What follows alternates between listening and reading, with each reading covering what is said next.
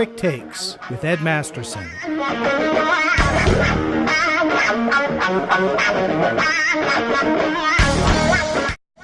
How would you describe HDR as far as the world of video display? Yeah, high dynamic range. It's a new buzzword associated with the 4K video products that came out. Interesting, we did some comparisons between 1080p projector and a 4K projector with 1080p material and 4K material. And in this particular application, the 1080p was being played on a little bit better Blu-ray player, an upgraded model, older model.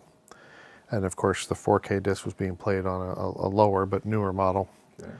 And in this system, the HDR didn't work. The devices involved, the projector in particular, doesn't support the HDR. So we're going to see the 4K. So what kind of blew me away was, this particular customer put it up, and he preferred the 1080p image, he preferred the 1080p image over the 4K image. Okay. He was a bit baffled. We all expected the 4K to bowl us over, but the additional resolution on this 165-inch screen was negligible in the setup. But so interesting. That was a while back, and we started hearing reports about how great video is. When you include the HDR, high dynamic range, which I could try and make analogies to audio, but that's probably even more difficult to understand. But contrast is almost so when you're watching TV and there's a dark scene and they show a campfire, if you think about it, when you look at a campfire, like how bright is that campfire compared to its surrounding,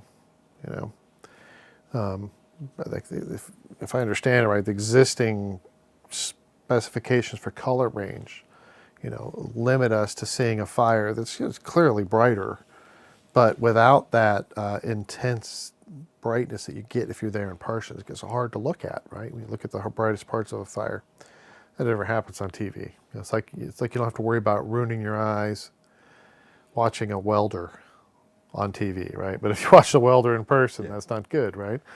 I assume that's true. Hopefully I'm not wrong on that one. If I am, I'm sorry. Hoping people don't ruin their eyes. But I don't think you can actually burn your eyes on our modern TV sets. But that's kind of the idea of the high dynamic range, is to be able to give you a greater range from the dimmest colors to the brightest colors. You have a broader, a more realistic presentation compared to what you see in nature. In person, I've seen some demonstrations of it, and it was,